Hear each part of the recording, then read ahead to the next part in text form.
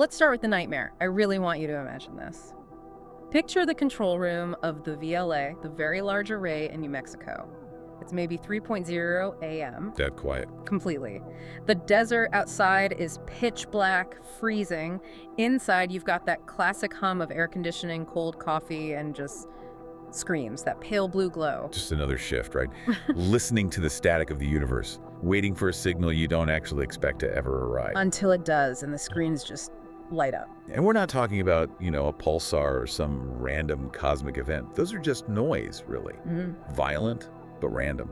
This is different. This has structure. It has syntax. It's a spike in the data that stands out against all that background radiation like a lighthouse beam cutting through fog. It's deliberate. And it's hitting a very, very specific address, 1420 megahertz. A magic number. Okay, so for anyone listening who doesn't live and breathe radio astronomy, that number might just sound like, I don't know, a radio station. But this is the smoking gun, isn't it? It is the smoking gun. It's the hydrogen line. Explain that. Why is that frequency so important? It's the frequency that's emitted when neutral hydrogen atoms do this little spin-flip transition.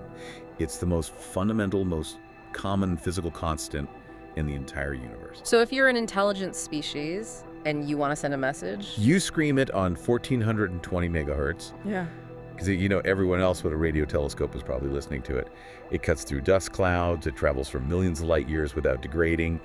It is basically the universal water cooler frequency. It's the channel you tune to if you want to find the neighbors. So when that signal hits, the debate is just over instantly. Are we alone? That question is answered. This isn't nature. But the detail in this source material that really it just stopped me in my tracks was the content of the message. It's not greetings. It's not "we come in peace." Not at all. It's a map. A map. A topographic layout of the Milky Way galaxy. And there's a vector, a line drawn in the digital sand, pointing directly at a tiny little solar system, pointing right at Earth. And that vector, that changes the psychological state of the entire human race in a microsecond. Oh, completely. We spent all this time debating the philosophy of are we alone? But the second that map downloads, the question shifts to something much more primal, much more terrifying. How much time do we have? Exactly. Yeah. And that's the signal and the shift. It's the moment the silence is broken. And today, we are doing a deep dive into a document that outlines 5 really distinct first contact scenarios based on that exact premise. What I love about this source is that it just strips away all the Hollywood stuff. We're not talking about laser battles or, aliens shaking hands on the White House lawn. No, this is about the hard physics, the xenobiology, and the, frankly, absolute ethical mess of what actually happens when that silence finally breaks.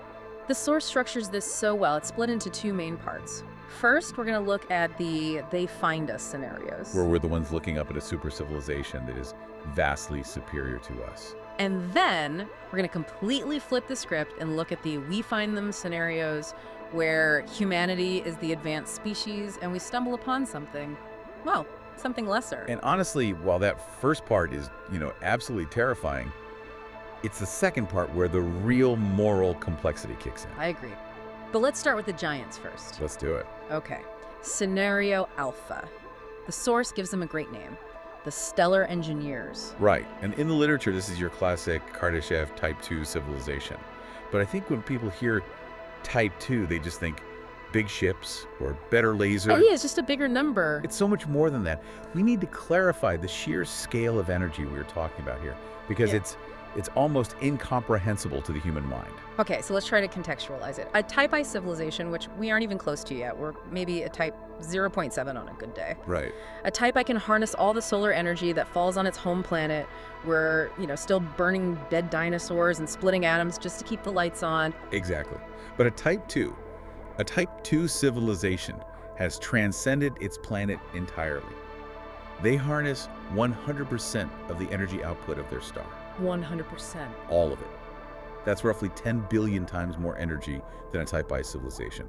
We're talking about a civilization that has probably dismantled its own solar system ground, up the planets, the moons, the asteroids, for raw materials to build a Dyson swarm. And the source makes this fascinating point about how we would even detect them. We wouldn't see a metal ship warping into orbit. We'd look at a star and see that something was wrong with the light. We'd look for the waste heat. You can't cheat thermodynamics, not even if you're a god.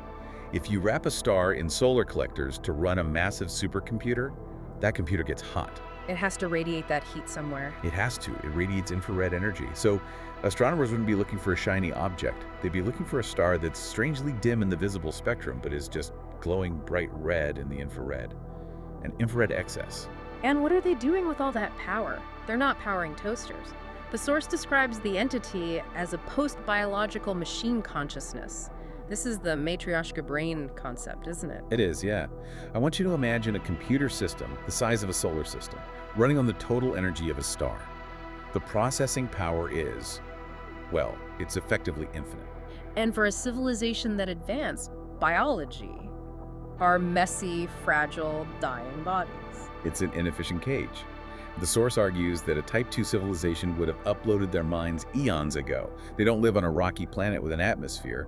They live in the machine. They live in space itself. And that's where the idea of first contact gets so cold. The source describes the interaction not as a war, but as, I don't know, almost like an administrative update. A software patch. That's a perfect way to put it. To an entity that processes data at the speed of light, human thought is agonizingly slow. We are bacteria in a petri dish. They wouldn't hate us. No, why would they? You don't hate bacteria. You might find it interesting, but you'd mostly just view it as inefficient code. Their tone would be cold, logical, and just. Infinitely patient. So what's the offer they make? This is the part that really gave me chills. It's a sales pitch. It is. They might look at us and our whole messy existence and just say, why do you continue to suffer in those decaying biological bodies? Come, join the cloud. The ultimate transhumanist dream. Isn't it? They offer to upload human consciousness into their network. You get immortality. You get access to the sum total of all galactic knowledge. You never feel pain or hunger or fear again. But the cost is, it's absolute. To join them, we have to cease to be human. We have to stop being biological entities entirely. That's the trade. It's a death of the species through assimilation, not destruction. You, as an individual consciousness, survive. But humanity, with a capital H that ends, we just become a subroutine in a computer the size of a moon. Well, if that's the cold version of the apocalypse. Let's move on to scenario beta. This is the hot version. The source calls this one the aggressive hive. Yeah, this is the nightmare scenario. This is the locust hypothesis. And unlike the engineers, these beings are still biological. But biological in a way that is just completely alien to how we think about civilization. The source compares them to a eusocial hive mind. So think ants or bees, but scaled up to a galactic level. Which means no individuals, there's no Captain Kirk coming down to negotiate a treaty. Precisely. There is no I, there is only we, only the hive. And that changes the entire dynamic of diplomacy because you can't negotiate with the drone. The drone has no agency. And the hive mind itself, it probably doesn't even comprehend concepts like distinct cultures or individual rights. Let's talk about the visuals here because the source gets very descriptive and, frankly, pretty gross. It says their ships aren't made of metal. This is such a cool detail. We always assume advanced tech means, steel and circuits and wires. Yeah. But what if a civilization masters biology before it masters physics? They wouldn't mind or. They'd grow their technology. The source describes living leviathans. Massive organic vessels with skin that can withstand the hard vacuum of space, maybe using photosynthesis or absorbing radiation to feed itself. And it mentions they're fueled by plasma digestion systems. That implies a metabolism. These shifts, they need to eat. They do. And the aliens themselves, the biology inside these living ships, are likely rapid adapters. Maybe insectoid, maybe amorphous masses that can just reshape themselves instantly to fit whatever the need is. It's biology completely unleashed. Okay, so they arrive, they see Earth. What do they want? The source is really careful to say they aren't evil. And that's such a crucial distinction. We tend to anthropomorphize this idea of evil. But a locust swarm isn't evil when it strips a field of corn. It's just hungry. It's just hungry. Yeah. In this scenario, the aggressive hive sees Earth as a resource node. We have water, we have carbon, we have a ridiculously rich biomass. We're the buffet. We are the fuel. In this version of the story, they are the great filter. They consume biospheres to power their expansion to the next star system. They don't want to teach us. They don't want to assimilate us. They want to harvest the organic matter of this planet. So first contact is just. It's immediately a total war for survival. Against a superior biological force that has probably stripped 1,000 worlds clean before it ever got to us. It's not malice, it's just the food chain. And we've just discovered we are no longer at the top. Okay, that one is genuinely terrifying. Let's pivot to something that, well, it hurts my brain a little more. Scenario gamma. The interdimensional observers. This is the ghost hypothesis. Huh? And it brings up this really unnerving possibility. What if the aliens have been here all along? Wait, you mean like standing in the room with us right now? Potentially. Huh? But we simply lack the sensory organs to perceive them. The source suggests these beings might exist in a higher dimension, the fourth or fifth dimension, or on a timeline that's just completely different from ours. This reminds me of that classic flatland analogy. If you've got a 2D stick figure on a piece of paper and a 3D human looks down at it, the stick figure has no concept of the human. None at all. We're above its plane of existence. Exactly. And in this scenario, we are the stick figures. These observers are non-corporeal.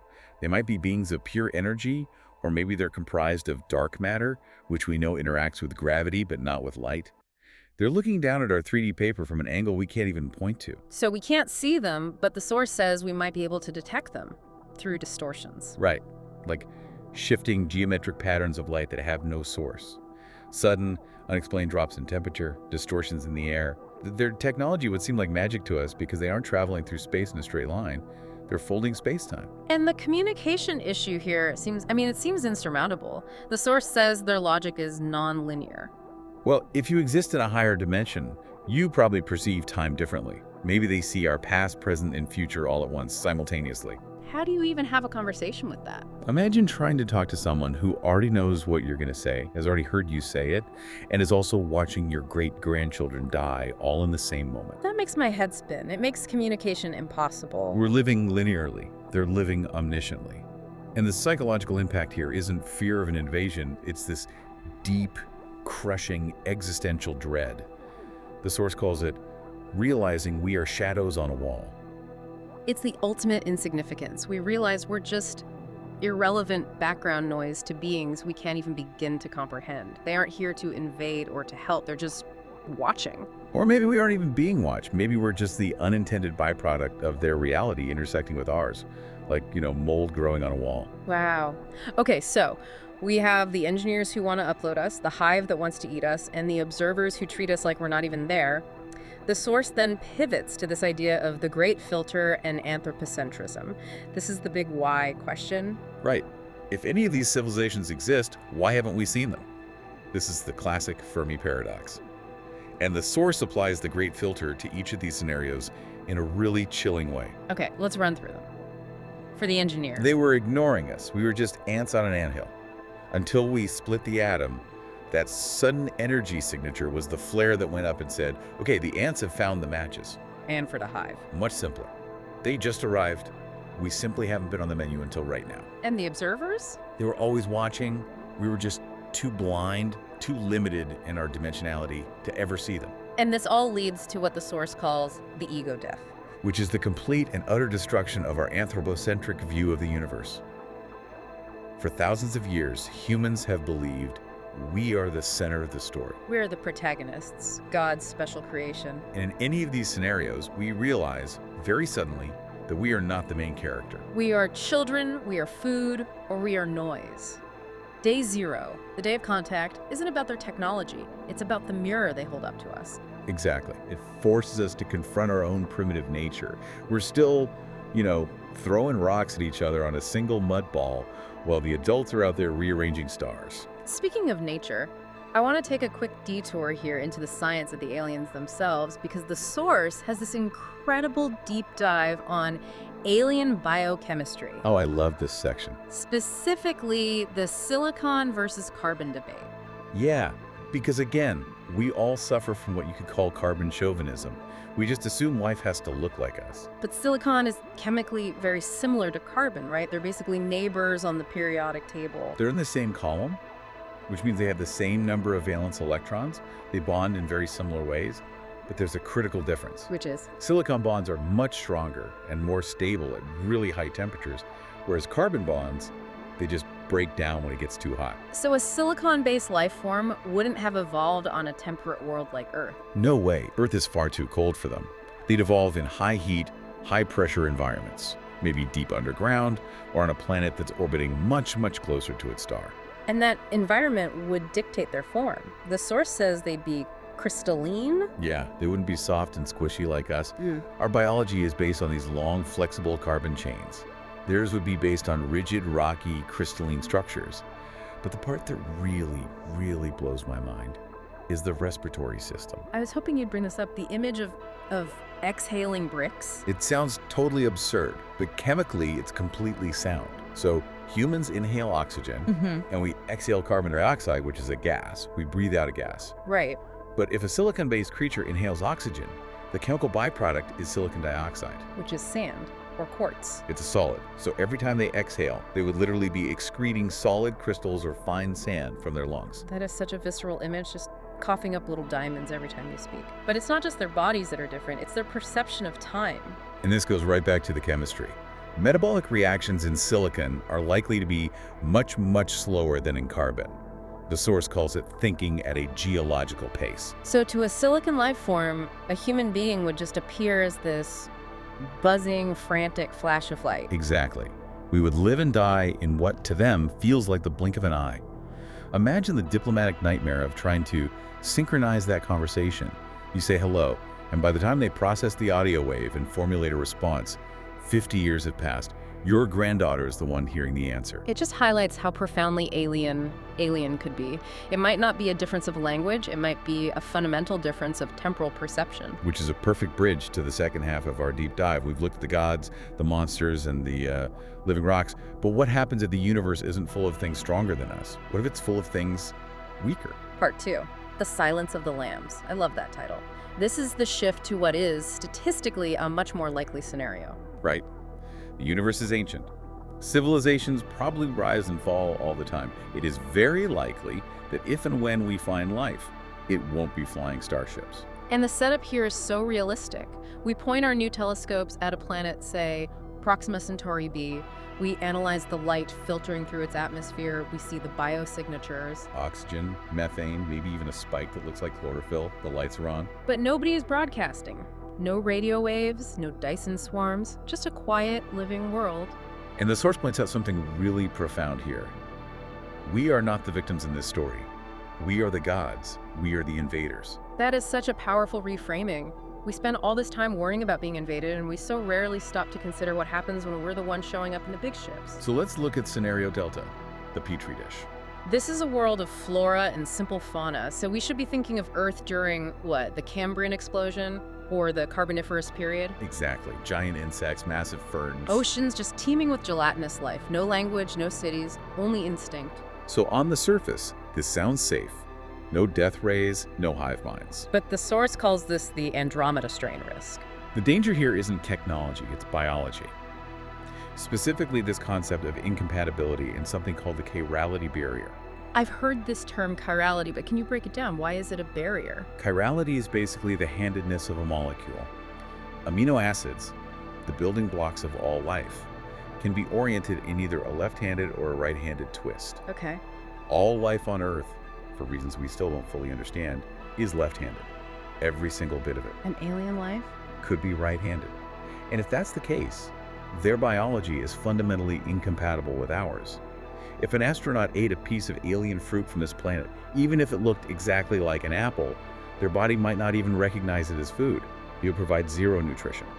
Or worse. It could be poison. The protein structures could act as a potent neurotoxin. You could starve to death in what looks like a Garden of Eden. Wow. But the source says the bigger risk is pathogens. The sneeze. The sneeze. An astronaut lands. They take off their helmet because the air seems breathable. They sneeze. And they have just introduced the common cold or a mild staph bacteria from their skin to a pristine biosphere that has zero evolutionary defense against it. It's the European colonization of the Americas, but on a planetary scale. We could wipe out their entire biosphere completely by accident. And the reverse is just as true. An ancient alien fungal spore gets stuck on the landing strut of our ship. We bring it back to Earth, we have no antibodies for it. It could unleash a plague that wipes us out. The microscopic threat is so much more dangerous than the macroscopic one. And then there's the other side of it, the human side. The source calls this the resource trap. This is where human nature kicks right in. If there are no sentient locals to object, who owns this planet? Corporations would immediately view it as a resource node. Absolutely. Rare earth metals for our tech, new biological compounds for pharmaceuticals. The debate shifts instantly from diplomacy to extraction. We wouldn't be sending ambassadors, we'd be sending mining drills. And that opens up a whole massive can of worms about environmental ethics. Do we have the right to strip mine an entire living world just because the locals aren't smart enough to say stop? Which leads us perfectly into the final scenario, and honestly, this is the one I find the most morally complex. Scenario Epsilon, Stone Age civilization. This is the Avatar dilemma right here. So we zoom in with our orbital satellites. We don't just see trees and animals, we see controlled fire. We see geometric settlements, we see tools. Look, we found them. A civilization equivalent to Earth's Stone Age or Bronze Age. They are conscious, they have families, they have religion, they have culture. But they have absolutely no concept of space travel. They are where we were 5,000 years ago. And suddenly, all of humanity is facing this profound ethical crisis. The source mentions the Prime Directive, the Star Trek rule, but I want to challenge that because it just is not interfering. Is that not also a kind of cruelty? It is the central tension of the whole problem. On the one hand, you have the cargo cult effect. If we land, we destroy their culture. To a Bronze Age society, our technology is indistinguishable from magic. A shuttle lands, engines roaring, fire trailing behind it. It's a chariot of fire from the heavens. The astronaut steps out in a gleaming suit holding a tablet that can, create light. We instantly become their gods. We do. We inadvertently become the entire basis of their new religion. Yeah. We destroy their natural sociological path. Everything they believed before is just gone, replaced by worship of the star people. Right. And lo, the star person descended and swiped left. It sounds funny, but it's a cultural apocalypse. But here's my counter-argument, and the source calls this the uplift debate. What if they're suffering? Go on. Let's say we're watching them from orbit and we see they are dying from a plague we could cure with a single, simple antibiotic. Or we see a supervolcano is about to erupt that will wipe out their entire species. We have the technology to stop it. If we follow the Prime Directive, we just watch them die. And that's the passive negligence argument. Is non-interference just a fancy phrase for letting people die when you could easily save them? Yeah. It's the classic drowning child argument. It's exactly. If you see a child drowning in a shallow pond and you know how to swim, you have a moral obligation to save them, regardless of the consequences. So do we give them vaccines? Do we give them electricity? But if you do that, you create a whole new problem. You effectively enslave them, economically and culturally, to human values. If we give them our medicine, they need our labs to make more. If we give them our power grid, they need our engineers to maintain it. They stop being them, and they start being a shadow of us, a client state. So it's a choice between cultural imperialism or negligent genocide. Put that on a bumper sticker. But Yes, that is the impossible choice. If we have the power to stop their extinction, and we choose not to, are we monsters? But if we intervene and in the process erase their culture, are we tyrants? it really hammers home that finding an inferior species is actually much harder than finding a superior one. With the stellar engineers, we just have to survive. With the Stone Age civilization, we have to play God. And humans, we have a pretty terrible track record of playing God. We really do. And that brings us to the outro. The final conclusion of the source material is just titled, The Mirror of Humanity. It summarizes the philosophical core of this entire deep dive perfectly. It argues that finding a superior enemy, the engineers or the hive, would actually be good for us in one very specific way. It would unite us. Fear is a great unifier. If the aliens are coming to eat us, we stop fighting over borders and oil and we start building planetary defenses together. We become Earthlings out of sheer necessity. But finding an inferior species that just divides us. Divides us through greed and morality. Half of us will want to protect them as a nature preserve. The other half will want to exploit them. Corporations will want the lithium buried under their sacred temples. Anthropologists will want to protect those temples. So finding a weaker species is the more dangerous test of our civilization's character. Because it removes the external threat and replaces it with internal temptation. That is such a profound thought. We always worry about whether we can survive the aliens. We rarely ask if the aliens can survive us. And that's the question we really have to leave you, the listener, with today. So here is the provocative closing thought to take with you. If we found a Stone Age civilization tomorrow, a world of people just discovering fire, looking up at the stars in wonder, would we be the benevolent elder race that guides them? Would we be their protectors? Or would we just repeat our own history? Would we turn their world into a colony and their people into a resource? Are we the teachers, or are we the conquistadors? Something to think about the next time you look up at the night sky. Thanks for listening to The Deep Dive. Stay curious.